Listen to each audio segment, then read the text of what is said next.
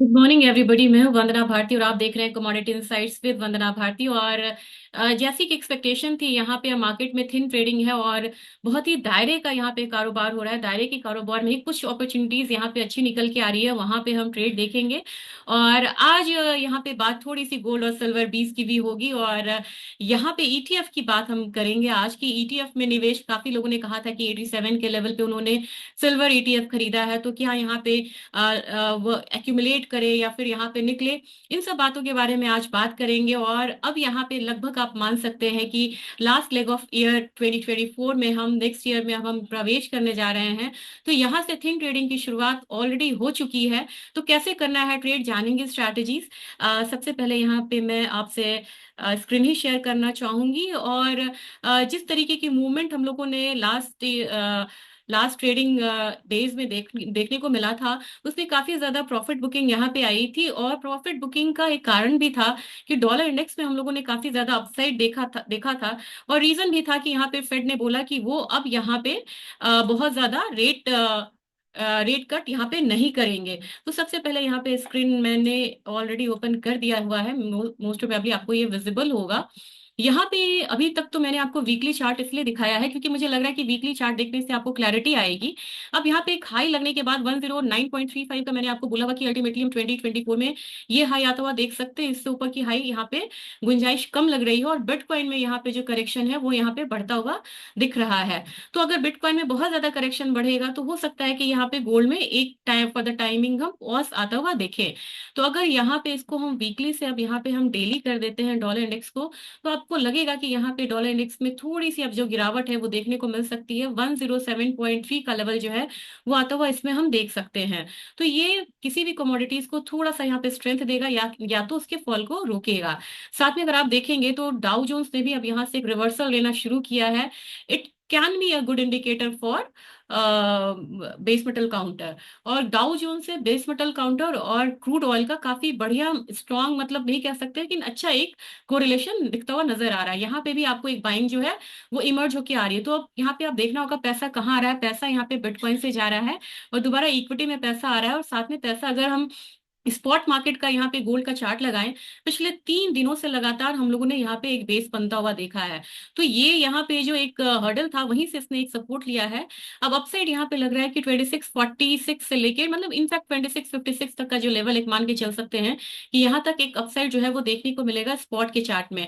लेकिन फ्यूचर्स में देखें तो यहाँ पे स्पॉट जो है आपको लगभग यहाँ पे $5 से ऊपर का अपसाइड है। और यहाँ पे फ्यूचर्स जो है वो $3 का डाउनसाइड दिखा रहा है। यानी कि अभी थोड़ा सा यहाँ पे जो गैप है वो मिनिमाइज हो रहा है। लेकिन फ्यूचर्स में भी यहाँ पे लग रहा है कि एक जो रिसेंट करेक्शन है वो यहाँ पे खत्म होना चाहिए और एक अपसाइड बनता है। तो यहाँ पे भी हम $2650 तक का लेवल आता हुआ देख सकते हैं। यानी कि $8 तक का जो अपसाइड है वो हो सकता है कि यहाँ पे आए। अब अपने बाजार की यहाँ पे हम बात करेंगे तो मुझे लग रहा है कि यहाँ पे गोल्ड 76,520 आ रहा है। एक लेवल था जब हम लोग को लग रहा था कि यहाँ पे 74,000 तक प्राइसेस आएगा। 74,000 के लिए अभी थोड़ा सा आपको वेट करना होगा क्योंकि एक रिवर्सल लिया है 75,400 से। मुझे लगा था कि 75,100 के करीब का मैंने एक टारगेट दिया था कि वो आना चाहिए, लेकिन वो फिलहाल अभी वहीं से रिवर्सल आ गया है। तो यहाँ पे अब आपको इसको मान के चलना होगा कि 77,000 हमारा इजी टारगेट बनेगा यहाँ पे गोल्ड के लिए। और सिल्वर में भी एक बाउंस जो है वो देखने को मिल रहा है। तो $31 तो हम यहाँ पे मान के चलेंगे कि यहाँ पे 31 नहीं, यहाँ पे $30.6 से लेके 31 डॉलर तक एक प्राइसेस का रिवर्सल आएगा।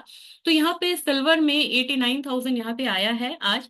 और 89,340 के करीब ट्रेड हो रहा है। तो मेरे ख्याल से स्मॉल बाउंस आपको बनता भी है तो 90,800 तक प्राइसेस ऊपर की तरफ जा सकता है। इसको हम यहाँ पे टारगेट कर सकते हैं। और एक स्मॉल अपसाइड के लिए आप सिल्वर को यहाँ पे बाय कर सकते हैं। क्रूड ऑयल में एक न्यूज है यहाँ पे कि यूएस में एक शटडाउन की संभावना बन रही थी, जो कि अभी फिलहाल थोड़ी सी नहीं होती हुई दिख रही है। यूएस शटडाउन अगर होता है यहाँ पे तो जितना भी आउटिंग है वीकेंड का वो सब यहाँ पे बैन हो जाता और वो बाहर नहीं जा पाते। तो उस वजह से अब शटडाउन की संभावना जो फियर था वो यहाँ पे कम हुआ है। तो एक अपसाइड देखने को मिल रहा है और मुझे लग रहा है कि ज्यादा नहीं, $70.5 तक का यहाँ पे एक अपसाइड देखने को मिलेगा हमारे बाजार में। अगर इसको देखा जाए तो यहाँ पे 6,000 तो इजीली यहाँ पे प्राइसेस आएगा। एक बार 6040 से लेके 6020 तक का टारगेट लेके आप इसको बाय कर सकते हैं। न्यूज आपको है नेचुरल गैस में, क्योंकि नेचुरल गैस ने काफी ज्यादा एक अपसाइड दिया है, और इसमें मैं पोजिशनल बाय थी, 340 का मेरा टारगेट है। मैं देखूंगी कि वो टारगेट अभी आया है या नहीं आया है, लेकिन इसने अपना एक जो जोन था वो यहाँ पे इसने ब्रेकआउट दिया है। अब आप कहेंगे कि कहाँ तक ये जा सकता है, बहुत ज्यादा नहीं, मैंने यहाँ पे आपको 3.9 नहीं, मैंने ये वाला आपको लेवल दिया हुआ है। ये $4.3 का एक अपसाइड टारगेट है नेचुरल गैस में। और नेचुरल गैस में अगर यहाँ पे बात की जाए, तो मेरे ख्याल से आज के दिन में जो हाई लगी है, वो आपको ये हाई है 334 के करीब। तो आपको यहाँ पे तैयारी भी करनी होगी। 340 का पहला जो एक टारगेट था मेरा, एक स्ट्रॉन्ग टारगेट मैंने दिया था इसमें, वो यहाँ पे आता हुआ दिख रहा है। तो यहाँ पे आप एक बार प्रॉफिट बुकिंग करिए, जो लोग पहले से यहाँ पे ट्रेड किए हुए हैं। और जिनको अभी और ट्रेड यहाँ पे करना है नेचुरल गैस में, वो थोड़ा सा करेक्शन का तो वेट करिए। मुझे लग रहा है कि काफी ज्यादा एक हिटअप हो गई है रैली। लेकिन अब इसमें आप बोलेंगे कि ऐसा क्या हुआ, अभी तक तो आप बोलती थी कि इन्वेंट्रीज बहुत ज्यादा है। इन्वेंट्री ज्यादा है, लेकिन नेचुरल गैस हमेशा बिहेव करता है कॉन्टिनेंट वाइज। अब यहाँ पे यूरोप में, यहाँ पे जो इनके जो स्ट्रेटेजिक रिजर्व थे जो 100% फुल होते थे, वो अभी 78% है। वहां पे 100% प्राइसेस ऑलरेडी नेचुरल गैस का बढ़ चुका है। और दूसरी चीज है, 31 दिसंबर एक करार है, एग्रीमेंट है यूक्रेन और रशिया के बीच में, कि वो कुछ कंट्रीज को यहाँ पे पाइपलाइंस के थ्रू सप्लाई जाने देंगे। 31 दिसंबर 2024 को लग रहा है कि वो एग्रीमेंट जो है वो एंड हो जाएगा। और उसके साथ साथ अचानक से यूरोप में एक सप्लाई टाइटनेस की स्थिति जो है वो बहुत ज्यादा बन जाएगी। तो 31 दिसंबर तक यहाँ पे नेचुरल गैस में एक ट्रिगर रहेगा, या तो उससे पहले ये हाई दिखा दे, या वहां पे एक नीजर्क रिएक्शन आए। तो मैक्सिमम टारगेट अपना ₹360 का लेके चलेंगे एमसीएक्स में। इंटरनेशनल मार्केट में ये रहेगा अपना $4.3 का।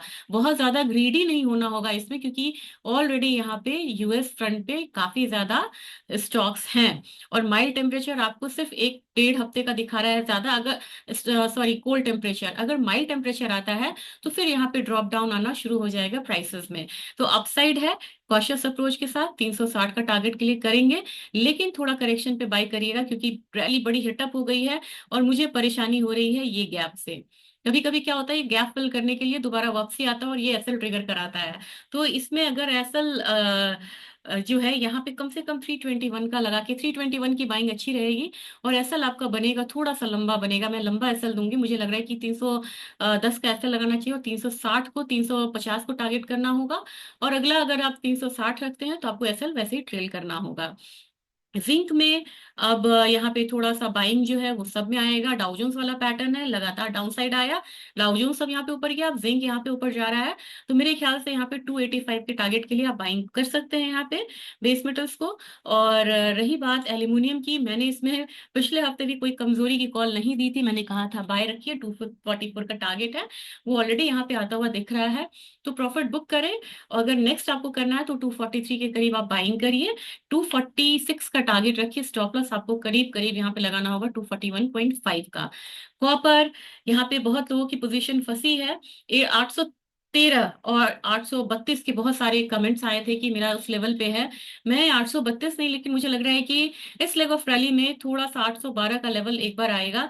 तो पोजिशनली अगर देखें तो शॉर्ट टर्म के लिए एक बाय कॉल आप ले सकते हैं कॉपर में। ये एक हर्डल है, 803 से ऊपर जाता है तो एक कंफर्मेशन आएगा, फिर 810 के लिए बाइंग कर सकते हैं। और स्टॉप लॉस लगाइएगा ₹801 का। फिलहाल ये नीचे की तरफ ट्रेड हो रहा है। अब एक कमोडिटी छूट गई, लेड। लेड में भी अब यहाँ पे एक रिवर्सल जो है थोड़ा बहुत देखने को मिलेगा, ज्यादा नहीं, लेकिन इसमें आप 179 के लिए बाइंग करिए, टारगेट अपना रखिए, और स्टॉप लॉस आपको लगाना होगा 175.25 का। अब यहाँ पे ये काउंटर हो गया। जीरे में मुझे लग रहा है कि बाइंग अभी थोड़ा सा डाउन साइड है। अब मंडियों में भी थोड़ा सा स्लगिश हो जाएगा, जैसे जैसे न्यू ईयर अप्रोचिंग आएगा। जीरे में मुझे लग रहा है एक दायरे का कारोबार रहेगा, 24,100 से ऊपर आए तो ही बाइंग करिए, नहीं तो इसमें वेट एंड वॉच की स्ट्रैटेजी रहेगी। टर्मरिक पे मुझे लग रहा है थोड़ा सा डाउन साइड आएगा, 13,890 के करीब यहाँ पे आप सेलिंग कर सकते हैं। और टारगेट अपना 13,722 का रखिए। स्टॉप लॉस आपको लगाना होगा करीब करीब ₹13,950 का। धनिया में एक रिवर्सल देखने को मिल सकता है, 7890 के करीब बाइंग रिकमेंडेशन है, 8050 का टारगेट। स्टॉप लॉस लगाना होगा आपको यहाँ पे 870 800 का। कैस्टर में 450 की एक जो टारगेट है वो यहाँ आने वाला है, इसको ध्यान में रखिएगा, क्योंकि 6418 का हाई लगा है। 6450 के करीब निकलेंगे। अगर जो लोग जिन लोगों का यहाँ पे एक से ज्यादा में पोजीशन है, वो 6500 के लिए 50% पोजीशन को जरूर होल्ड करिएगा। आज ग्वार थोड़ा सुस्त दिख रहा है, और अगेन ये हर्डल यहाँ पे है, लेकिन इस बार इससे क्रॉस करना चाहिए। और नेक्स्ट हम इसमें देखेंगे 5344 का लेवल। आप बाइंग कहाँ करनी है? आज के हाई के ऊपर बाइंग करिए, थोड़ा सा रिस्क लेते हैं इसमें। 5290 के करीब आप बाइंग करिए, और यहाँ पे अब जो टारगेट रखेंगे वो हम रखेंगे 5360 का। और स्टॉप लॉस यहाँ पे लगाएंगे करीब करीब यहाँ पे स्टॉप लॉस आपको लग जाएगा 5150 के करीब का। ग्वारगम में भी मुझे लग रहा है कि इस बार भले ही ये थोड़ा सा डाउन साइड अभी दिखा रहा है, लेकिन एक बार यहाँ पे प्राइसेस ऊपर की तरफ आता है तो 10,600 का लेवल देखेगा। आज के हाई के ऊपर बाई करिए यहाँ पे। बिल्कुल कल के हाई को काटने की कोशिश भी नहीं कर रहा है, ये कल का हाई काटता है, यानी कि 10,420 वहां पे खरीदिए। 10,600 का टारगेट, स्टॉप लॉस 10,300 का लगाना होगा। कोकोड वहीं के वहीं है, लेकिन यहाँ पे अब एक अपसाइड देखने को मिल सकता है।